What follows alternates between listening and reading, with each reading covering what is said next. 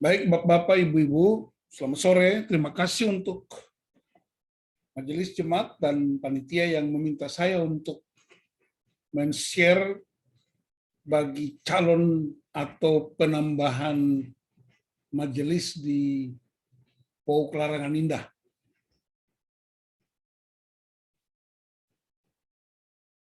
Apa yang mau saya bagikan sebenarnya juga sudah pernah disampaikan kepada majelis-majelis sebelumnya, tapi saya ada penambahan beberapa poin.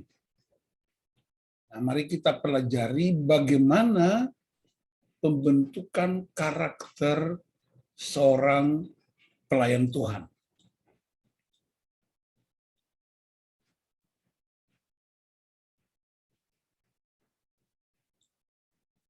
Kita perhatikan Bapak, saudara yang dikasihi Tuhan. Apa yang sedang terjadi sekarang ini, gedung-gedung semakin tinggi, tetapi sumbu amarah kita semakin pendek. Orang Papua bilang supen, sumbu pendek.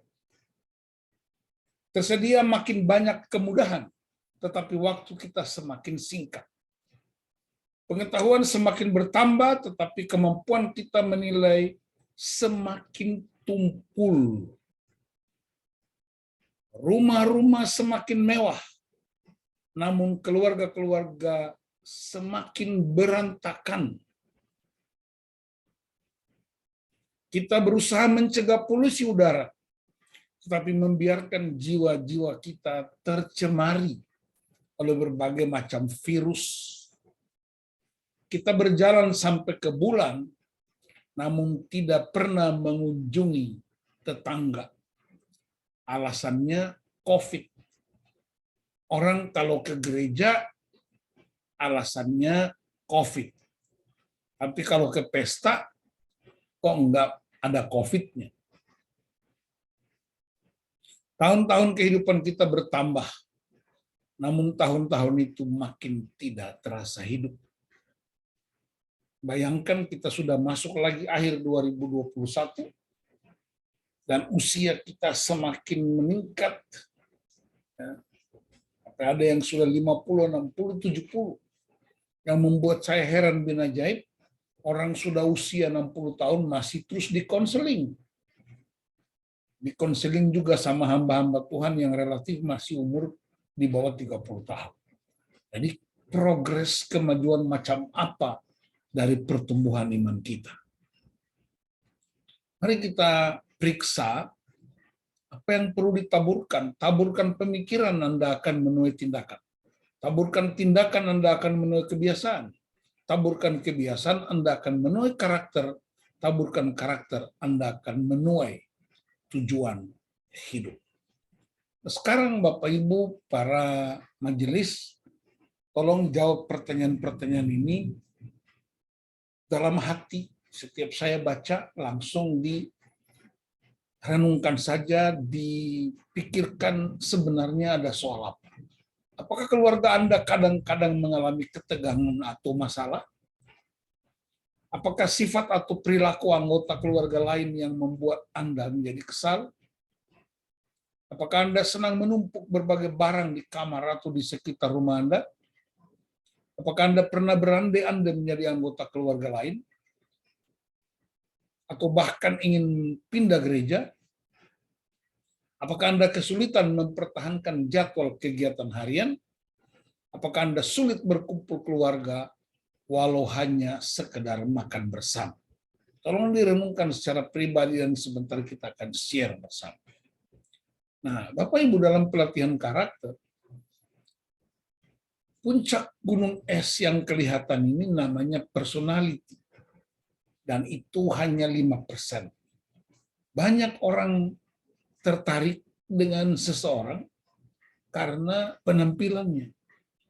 Tapi kita nggak tahu ternyata di dalamnya ada karakter dan temperamen mencapai hampir 95%.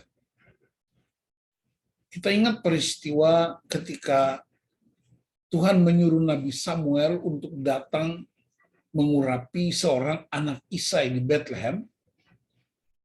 Ketika anak pertama naik ke atas panggung Eliab, lalu Samuel tertarik untuk mengurapi dia. Tapi Tuhan menghentikannya dan Tuhan berkata, manusia melihat rupa, tetapi Tuhan melihat hati. Jadi seringkali kita memilih majelis, kita memilih pasangan hidup, memilih karyawan, memilih pegawai berdasarkan penampilan. Tapi belakangan baru kita tahu ternyata karakternya dan temperamennya jadi problem yang serius. Kenapa banyak pergumulan keluarga yang nggak beres? Orang ribut terus dalam keluarga, bahkan sampai bercerai. Bukan karena penampilannya, tapi karena karakternya, temperamennya. Nah, karunia membawa kita ke atas puncak gunung. Tapi hanya karakter yang membuat kita bertahan di atas puncak gunung. Kita juga bisa mengatakan bahwa karunia membawa kita dalam jabatan pelayanan di gereja. Tetapi hanya karakter yang membuat kita bertahan dalam pelayanan. Karunia membawa kita ke dalam pernikahan. Tapi hanya karakter yang membuat kita bertahan dalam pernikahan. Dalam masa pandemi kita dengar berita-berita, baik di media sosial, di koran-koran, ya, banyak keluarga yang berantakan karena alasan pandemi. Tetapi kita juga bersyukur bahwa masih banyak keluarga lain yang bertahan. Ada yang melihat pandemi sebagai batu sandungan, tapi ada juga yang menganggapnya sebagai batu loncatan. Itu tergantung pilihan kita. Nah, mari kita pelajari karakter seorang hamba.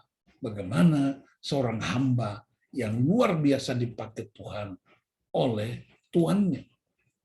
Kita ingat di Alkitab, Allah berjanji kepada Abraham bahwa keturunannya akan sangat banyak seperti bintang di laut dan bintang di langit dan pasir di laut. Itu janji Tuhan kepada Abraham. Di dalam Kejadian 22 ayat 17, di sana yang menjadi ahli warisnya adalah Ishak. Nah, sudah waktunya Ishak itu akan menggenapkan janji Allah kepada Abraham. Tetapi untuk menggenapkan janji itu, Ishak harus menikah, harus punya istri, karena keturunan itu lahir dari kandungan seorang wanita. Lalu bagaimana caranya? Abraham tahu bahwa Ishak harus mewarisi janji itu, dan melalui Ishak keluarga Abraham keturunannya akan memenuhi bumi. Tetapi apa yang terjadi? Abraham justru menyerahkan tanggung jawab penggenapan itu kepada seorang hambanya, namanya Eliezer. Eliezer ini bekerja dengan Abraham sudah mencapai usia 50 tahun. Dan karena itu mari kita pelajari hamba macam apa ini yang begitu hebatnya dipercayakan janji penggenapan itu untuk dia kerjakan. Nah, dalam Kejadian 24 ayat 1-3, Abraham meminta kepada hambanya untuk meletakkan tangan di pangkal pahanya supaya diambil sumpahnya. Nah, kalau kita praktekkan itu, di zaman itu seorang hamba meletakkan tangan di bawah pangkal paha tuan. Untuk apa? Untuk berjanji dia akan setia dengan tugas itu. Sekarang kita nggak perlu taruh pangkal paha, tangan di pangkal paha Tuhan, tapi kita diletakkan pengurapan Tuhan di atas kepala kita.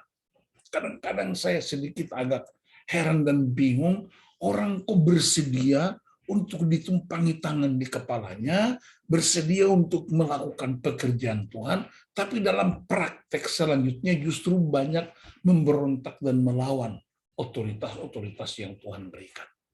Nah, ini yang disebut karakter.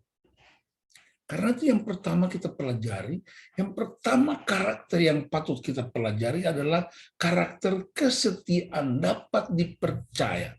Abraham percaya kepada hambanya yang tertua namanya Eliezer. Kenapa? Karena Eliezer itu adalah hamba yang setia kepada tuannya. Dia dapat dipercaya. Ya. Dalam Keluaran 21 ayat 5 sampai 6, jika seorang budak sudah bekerja dengan tuannya dan sudah waktunya 50 tahun harus bebas karena itu hukumnya yaitu tahun Yobel, maka hamba itu akan berkata, aku karena begitu cintaku kepada Tuanku, cintaku kepada istriku dan anak-anakku, maka hak untuk bebas itu aku tidak ambil. Aku tidak mau keluar sebagai orang merdeka. Itu artinya apa? Artinya dia punya hak untuk bebas, tapi karena begitu cintanya kepada tuannya, begitu cintanya kepada keluarganya, maka dia tidak mengambil hak itu. Dengan perkataan lain dalam kehidupan kita bergereja, mestinya kita punya hak untuk bikin apa-apa, tetapi kemudian kita tidak menggunakan hak itu karena begitu cinta kita kepada Tuhan dan pekerjaan Tuhan yang dipercayakan. Perhatikan ada patung anjing di sebelah kanan ini, itu patung anjing Hachiko di Jepang. Kita semua sudah tahu cerita itu. Bagaimana patung anjing menjadi ikon kesetiaan. Itu membuat saya, mungkin dari segi psikologi kita bisa aja bangga. Tapi kenapa anjing yang menjadi motivasi orang setia? Mestinya kan Kristus dong yang jadi motivasi orang setia. Ya, ingat, anjing itu setia dengan tuannya, tapi dia nggak setia dengan pasangannya. Tetapi di Jepang itu ada patung Hachiko itu yang memberi tanda sehingga banyak orang datang ikat janji setia di pinggir patung Hachiko itu karena anjing itu begitu setia dengan tuannya sampai mati. Yang kedua, kita pelajari dalam Kejadian 24 masih kisah yang sama, ya, yaitu Eliezer, hamba itu dia sujud menyembah Tuhan dan dia berkata, terpujilah Tuhan Allah Tuanku Abraham yang tidak menarik kembali kasihnya dan setianya dari Tuanku itu, dan Tuhan telah menuntun aku di jalan ke rumah saudara-saudara Tuanku ini. Berarti karakter yang kedua dari seorang hamba ialah rendah hati. Ciri orang rendah hati bukan berjalan terbungkuk-bungkuk, tapi ciri orang yang rendah hati ialah dia mengandalkan Tuhan dalam perencanaannya maupun dalam tindakannya. Dia rasa dia terbatas. Ya, seperti padi yang semakin berisi, semakin merunduk. Dalam Yakobus 4 ayat 6b, Tuhan mengasihi orang yang rendah hati, tapi dia membenci orang yang congkak. Dalam 2 Tawari 1 ayat 6-12, Salomo begitu dahsyatnya. Sebelum dia minta hikmat dari Tuhan, dia berkata kepada Tuhan, tunjukkanlah kasih setiamu kepada ayahku Daud. Itu menunjukkan bahwa Salomo tidak hanya meminta kepada Tuhan, tapi dia juga menghormati otoritas bapaknya. Karena itu ada statement yang saya kutip, kesombongan mengubah malaikat jadi iblis, tetapi kerendahan hati mengubah manusia jadi malaikat. Peristiwa ini terjadi di Yesaya pasal 14 ayat 12-14, ketika malaikat Hilael ingin sama dengan Allah, maka Allah membuang dia ke bumi sehingga dia menjadi setan. Berikutnya, masih di Kejadian 24, ketika Ishak melihat Ribka karena diantar oleh Eliezer, maka Ishak mengambil Ribka dan masuk ke kemah Sarah ibunya dan jadilah istrinya. Nah, ini karakter yang ketiga, namanya karakter tidak tuntut jasa atau tanpa pamrih. Kenapa? Karena biasanya kalau orang lomba atau pertandingan, yang berhak naik ke atas panggung itu pemainnya. Yang pergi cari, bekerja keras untuk dapatkan Ribka kan Eliezer. Tapi begitu sampai di kemah di tempatnya Abraham, justru Ishak yang terima naik ke panggung. Sementara Eliezer tidak dihitung sama sekali. Bahkan kalau Bapak Ibu baca Kejadian 25 sampai pasal 50, satu kali pun tidak disebutkan lagi nama Eliezer. Ini apa? Orang yang bekerja tanpa pamrih, tanpa tuntut jasa. Oh, kalau bukan aku, gereja kita nggak kayak begini. Kalau bukan aku, Poklik nggak kayak begini. Kalau bukan aku, keluarga kita nggak kayak begini. Kalau bukan aku, ini nggak. Semuanya. Ya. Jadi orang yang berkarakter, bekerja tanpa pamrih. Tidak tuntut jasa. Mari kita perhatikan. Orang yang melayani itu nggak pakai agenda terselubung. Tidak ada rencana-rencana apapun. Tidak tuntut jasa. Tidak minta dihormati. Tidak minta dimuliakan. Tidak minta tempat. Tidak minta dipuji. Tidak minta panggung. Perhatikan matahari yang terbit. Dia begitu setia sampai akhirnya dia terbenam. Tanpa tuntut apa-apa. Rasul Paulus katakan kepada orang di Roma, segala sesuatu dari dia, oleh dia, kepada dia, bagi dialah kemuliaan sampai selama-lamanya.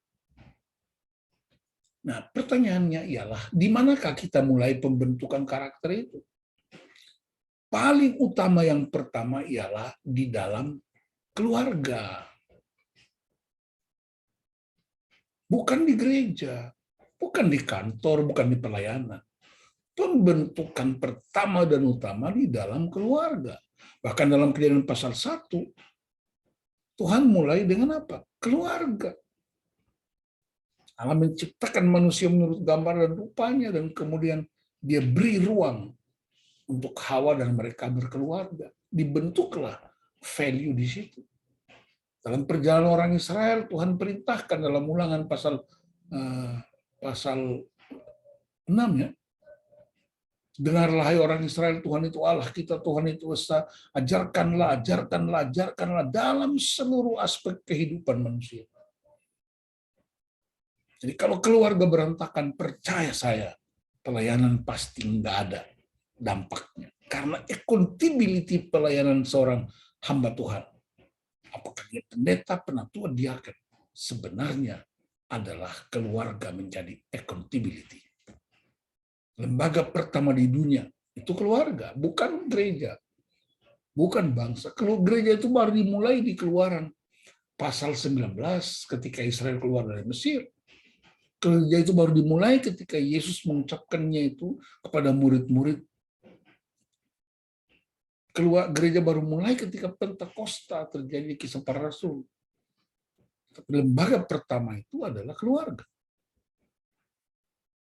Dan Allah memulai membentuk manusia pertama dan mereka mulai kehidupan.